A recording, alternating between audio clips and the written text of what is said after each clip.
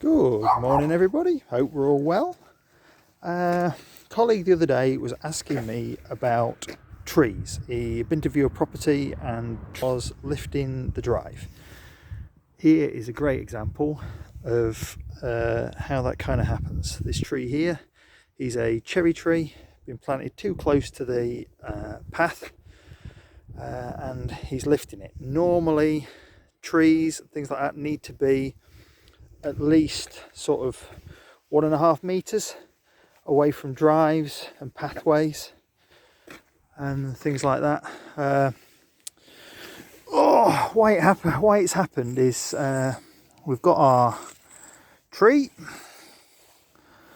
like this, and as a lot of people know, trees have roughly the same amount of roots above the ground as they do below the ground. And this, when you draw a tree, most people draw a tree like that, but that is not actually how trees grow. Trees do not grow like that. Let's draw another little tree. Trees, in actual fact, send their roots out sideways. They will have a tap root, which they send down initially, but most of their roots go out sideways, kind of like this. In actual fact, they're in the top 60 centimeters. So 2 foot of the soil is where tree roots grow. So they grow left and right. And how far they grow out left and right, if you look at a tree and sort of see the diameter of the tree at chest height and the number of inches, so what's that? That's around about 14 inches, something like that. So for every inch of diameter, the tree root will go out by 1 foot. Now, why they lift drives and things like that is that you have got your block paving or your concrete or your tarmac, and then underneath it you've got aggregate, and we've got the tree growing next to it, and the tree sends out his roots and he finds this nice little spot here. He can't go through the concrete or tarmac, it's too hard, and also pushing his way through the aggregate is really hard work. So he has got this little gap here where there's moisture and where there's air. So he puts his root through there, and then as he grows, it expands, and then he pushes out and lifts the actual surface. Now, there are certain species of tree that have got shallow roots, cherry tree being one of them. Silver birch is another classic one.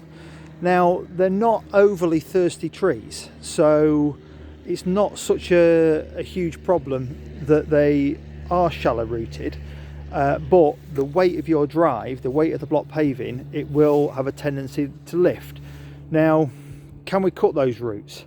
Well, if you have a look and see what kind of size the root is, I mean, first and foremost, you've got to get a tree surgeon in, or somebody who actually knows about these things, to actually give you proper advice, because it's on a case by case basis. But generally speaking, if a tree root is 2 inches or less, he will grow again.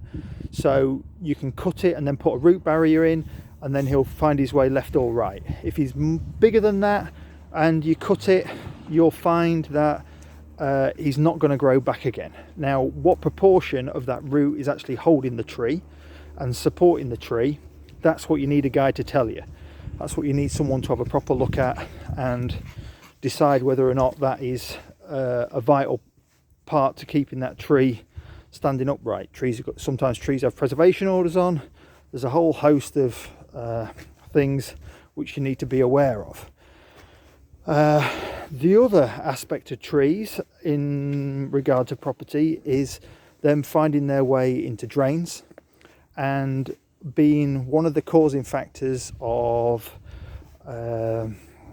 subsidence in houses. Now, it's not actually, subsidence is not caused directly by tree roots. Your house is far too big and heavy to be moved by tree roots. But what it does do is it takes the moisture out of the ground. And then in clay soils particularly, they're noted for, when the moisture is taken out of them, that they will shrink. and when the soil shrinks that's around the foundations and underneath the foundations, then the house will sit down, and that's what causes cracking. So trees like willows, eucalyptus, oak trees, wisteria planted right against the house. If you've got a huge wisteria, that's going to get through some water in the summertime, and that is going to potentially cause problems with foundations. Those trees need careful management by either pruning the crown or even removing them if they're really close. Tree roots into drains.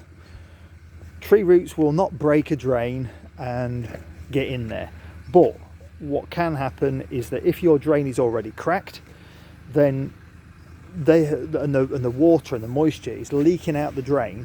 The tree root will notice that there is a source of moisture there, and it will grow towards it, and then it'll grow in the drain and block the drain. So you can quite happily have a lot of trees in your garden over the top of your drains and you won't have any problems if your drain is sound. If there are any cracks or anything, the tree roots will definitely find them and get in there. So that is, that's trees in people's gardens, around your investment properties. Things to look out for, things to be mindful of. Yeah, I've got another one here. Oh, sycamore. There he is, look. Just pushing the paving up, just planted a bit close. It's this initial part near the tree where the tree roots really sort of expand and grow, and just lift it.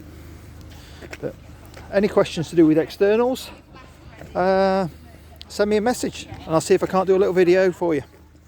Have a good day, guys.